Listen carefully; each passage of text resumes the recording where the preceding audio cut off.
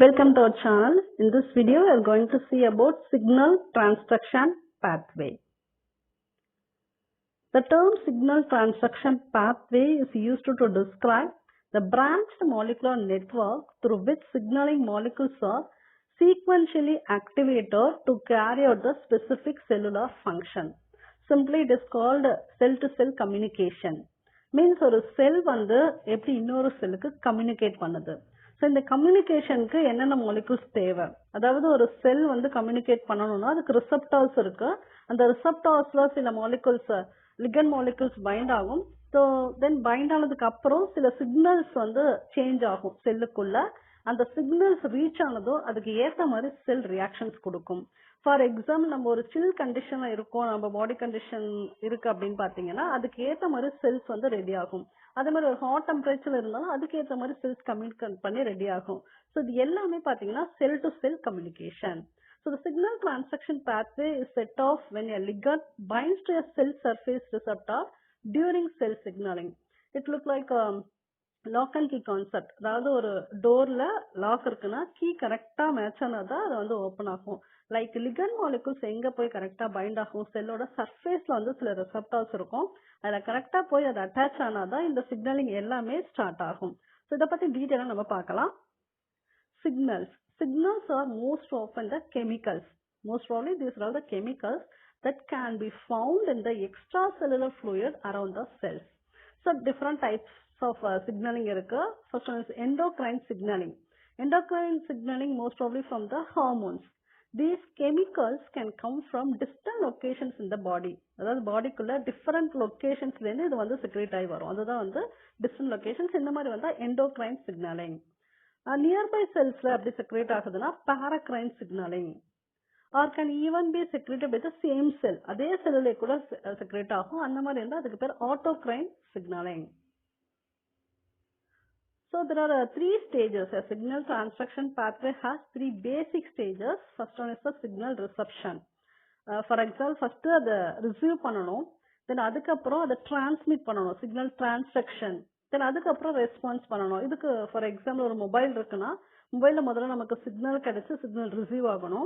தென் நம்ம அவங்களுக்கு கம்யூனிகேட் பண்றோம், சிக்னல் டிரான்சாக்ஷன் அப்படி கம்யூனிகேஷன் மாதிரி வச்சுக்கோங்க. இப்போ நம்ம வாட்ஸ்அப் கால்ல பேசினா ஃபேஸ் டு ஃபேஸ் பேசலாம், அதே மாதிரி கால் பண்ணி பேசினா சவுண்ட் கேட்கும், அந்த ரியாக்ஷன்ஸ் இந்த மாதிரி depend upon the sell reaction அது நடந்துக்கும். லாஸ்ட் அதுக்கு செல்லுலர் ரெஸ்பான்ஸ். இப்போ நம்ம அங்க பேசுறதுக்கு அவங்க சிரிக்கிறது இல்ல அழுவுறது இதெல்லாம் செல்லுலர் ரெஸ்பான்ஸ் ஞாபகம் வச்சுக்கலாம். இப்படிதான் வந்து செல் டு செல் கம்யூனிகேட் ஆகுது. So signal reception, the cell detects a signal when a chemical signal called a ligand binds to the receptor protein on the cell surface. This is similar to lock and key mechanism. Signal transduction means the signaling molecules changes the cell surface receptor protein. The signal is relayed by each molecule changing the next molecule. Once அந்த signal கிடைச்சிருச்சு செல் surface அந்த ரெசப்டார்ல கிடைச்சிருச்சுன்னா அந்த signal இன்னொரு சிக்னலை create பண்ணும். அந்த signal அடுத்த செல்லுக்குள்ள reach ஆகும். அதுக்கு தகுந்த மாதிரி செல்லுலார் ரெஸ்பான்ஸ் இருக்கும். So third process is the cellular response. The signal initiate the specific cellular process. இதுதான் செல்லுலார் ரெஸ்பான்ஸ். ஸோ இந்த பிக்சர்ல பாருங்க, ஒரு ஹார்மோன் வருது, இந்த சிக்னலிங் கிடைக்குது, சிக்னலிங் கிடைச்சது அது ரிசப்டார்ல போய் அட்டாச் ஆகுது. அட்டாச் ஆனதுக்கு அப்புறம் அதோட ஷேப்ஸ் கொஞ்சம் சேஞ்ச் ஆகுது, தென் செல்லுக்குள்ள போகுது. அது ரெஸ்பான்ஸ் பண்ணும்போது டிஃபரெண்ட் ரியாக்ஷன் செல்லுலார் ப்ராசஸ் அப்போ இனிஷியேட் பண்ணுது. ஸோ இதுதான் இந்த ஓவரால் ப்ராசஸ். இதை கொஞ்சம் டீட்டெயிலா பார்க்கலாம். Signal reception. Membrane receptors function by binding the signal molecule and causing the production of a second signal. So நான் ஃபர்ஸ்ட் சொன்ன மாதிரி தான் ligand வந்து receptorல bind ஆகுது. ஸோ அடுத்த சிக்னல் அது கிரியேட் பண்ணுது. These type of receptors transmit information from the extracellular environment to the inside of the cell by changing the shape or by joining with another protein. Once a specific ligand bind to it. அதாவது அது once அது find ஆனதுக்கு அப்புறமே shapes தான் change பண்ணும். அதுக்கு சில examples கொடுத்திருக்காங்க. G protein coupled receptors and receptor tyrosine கைனேசஸ்.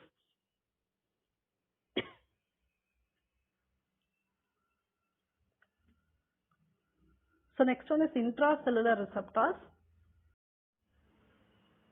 Intracellular receptors are found inside the cell, either in the cytoplasm or in the nucleus of the target cell. So intracellular அப்படிங்கிறது உள்ள செல்லுக்குள்ள இருக்கும், இன்சைட்ல இருக்கும், இல்ல சைட்டோபிளாசத்துல கூட இருக்கும். ஸோ அது வந்து ரிசீவ் பண்ணிக்கிறது intracellular receptors. Chemical messengers. So actually these chemical messengers are not dependent with this intracellular receptors. These are different messenger molecules. They are very hydrophobic nature, very small molecules. They can pass through the plasma membrane without the assistance of this intracellular receptors. Once bound and activated by a signal molecule, the activated receptors can initiate the cellular response. So அந்த message வந்து எப்படி வேணா கிடைக்கலாம். அந்த receptorsல அந்த main attach ஆகுறது, சில ரிசெப்டார்ஸ்குள்ள வராம இந்த மாதிரி சில ஆல்டர்னேட் கெமிக்கல் மெசஞ்சர்ஸும் இருக்கு. இது டைரக்டாவே செல்லுக்குள்ள இப்ப பாஸ் ஆகி போகும். ஸோ இதெல்லாம் ஃபர்ஸ்ட் ப்ராசஸ் தான் பார்த்துட்டு இருக்கோம். Second process signal transduction. அதாவது அந்த கிடைச்ச சிக்னலை இது எப்படி டிரான்ஸ்மிட் பண்ணுது, எப்படி செல்லுக்கு ரியாக்ட் பண்றதுக்கு கொடுக்குறது, அந்த சிக்னல் எப்படி கொடுக்குது, அதெல்லாம் இப்ப பார்க்க போறோம். Signaling systems need to be responsive to small concentration of the chemical signals and act quickly. Even at the small substances of chemicals வந்தாலும் இது ரொம்ப ஃபாஸ்டா ஆக்ட் ஆகணும். So cells often use a multi-step pathway. So it will transmit the signal quickly while amplifying the signal to the numerous molecules at each step. இது உடனே react பண்ணி அடுத்தடுத்த steps வந்து போயிட்டு இருக்கணும் அந்த சிக்னல் வந்து டிரான்ஸ்மிட் ஆகிறதுக்கு. இதுல வந்து two processes are very important. One is phosphorylation and dephosphorylation.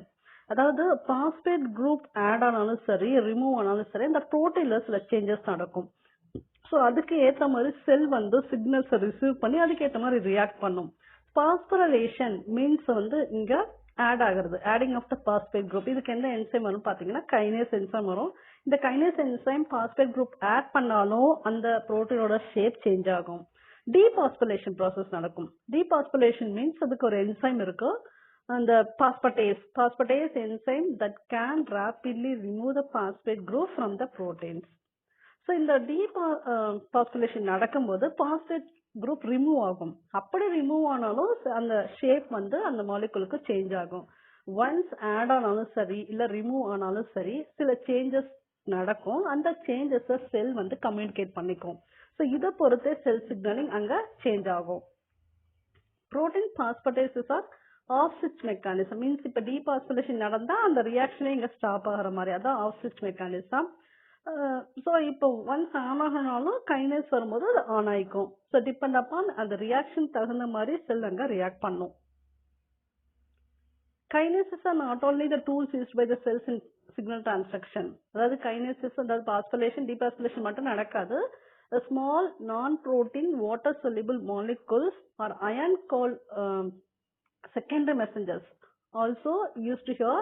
They relay the signals received by the receptors on the cell surface to target molecules in the cytoplasm or the nucleus. இந்த கைனேசஸ் மட்டும் reaction கிடையாது, அது இல்லாம நிறைய water soluble molecules இருக்கு. அந்த iron பார்ட்டிகல்ஸும் secondary messages சொல்லுவாங்க, அந்த பார்ட்டிகல்ஸும் என்ன ஆகும்னா செல் சிக்னலிங்க்கு இந்த மாதிரி ஹெல்ப் பண்ணும். அதுக்கு எக்ஸாம்பிள்ஸ் பாத்தீங்கன்னா cyclic AMP and calcium ions, இதெல்லாம் examples. So this is reaction எப்படி வந்து அது ரிசீவ் பண்ணுது. ஒன்ஸ் அது செகண்டரி மெசேஜஸ் ஆக்டிவேட் பண்ணதுக்கு அப்புறம் தான் அந்த செல்லுலார் ரெஸ்பான்ஸ் ஸ்டார்ட் ஆகும். அது பாஸ்பரேஷன் நடக்கலாம் இல்ல டீபாஸ்பரேஷன் நடக்கலாம், ஏதோ ரியாக்ஷன்ஸ் நடந்தாலும் அதுக்கு தகுந்த மாதிரி என்சைம்ஸ் அது ப்ரொடியூஸ் பண்ணும், அதுக்கு தகுந்த மாதிரி செல் ரியாக்ட் பண்ணிக்கும். ஸோ இப்போ அது secondary messages second molecules induce பண்ணும்போது செல்லுலார் ரெஸ்பான்ஸ் வேற மாதிரி இருக்கும். So last process is the cellular response. Cell signaling ultimately leads to the regulation of one or more cellular activities. இப்ப சிக்னல்ஸ் வந்து ஷேப் மாத்தி அது கொடுத்ததுக்கு அப்புறமா என்னென்ன ரியாக்ஷன் செல்ஸ்குள்ள நடக்கும். ஜீன் எக்ஸ்பிரஷன் வந்து ரெகுலேட் ஆகும். Regulation of gene expression, that means turning the transcription of specific genes on or off. Transcription நடக்கலாம் இல்ல நடக்காமலும் போகலாம். It's a common outcome of the cell signaling. ஏன்னா இப்ப புரோட்டீன் வரணும் அப்படின்னா டிரான்ஸ்கிரிப்ஷன் நடக்கணும், மெசஞ்சர் ஆர்என்ஏ வரணும். மெசஞ்சர் ஆர்என்ஏ அந்த இடத்துல தேவைன்னா அது ப்ரொடியூஸ் பண்ணும், தேவைன்னா அது ஸ்டாப் பண்ணிக்கும். ஸோ அதுதான் டிரான்ஸ்கிரிப்ஷன் ஆன் ஆகலாம் இல்ல ஆஃப் ஆகலாம். A signaling pathway may also regulate the activity of the protein. For example, opening or closing an ion channel in the plasma membrane or promoting a change in the cell metabolism, catalyzing the breakdown of the glycogen. இப்போ வந்து டிரான்ஸ்கிரிப்ஷனை மட்டும் தான் regulate பண்ணுமானா கிடையாது, protein synthesis ஆகுது அது regulate பண்ணும், அப்புறம் டிரான்ஸ்லேஷனையும் கண்ட்ரோல் பண்ணும்.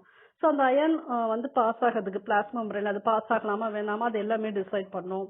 Like break down of glycogen, இந்த மெக்கானிசம் இது எல்லாமே வந்து ரெஸ்பான்ஸ் தான், செல்லுலர் ரெஸ்பான்ஸ் தான். The signaling pathway can also lead to the important cellular events such as cell division and also apoptosis, cell death. Cell death கூட கொடுத்துரும். Sometimes அந்த செல்லுக்கு வேற ஆக்டிவிட்டியே இல்லை, வேற வழியே இல்லை, செல் டெத் நடக்கணும்னாலும் அந்த ரியாக்ஷனும் இது வந்து காஸ் பண்ணும். ஸோ நான் நிறைய ஸ்டூடெண்ட்ஸ் தமிழில் கேட்டதுனால ஃபுல்லாக நான் தமிழ்லேயே எக்ஸ்பிளைன் பண்ணியிருக்கேன். உங்களுக்கு ரொம்ப ஈஸியாக இருக்கும். தேங்க்யூ ஃபார் வாட்சிங்.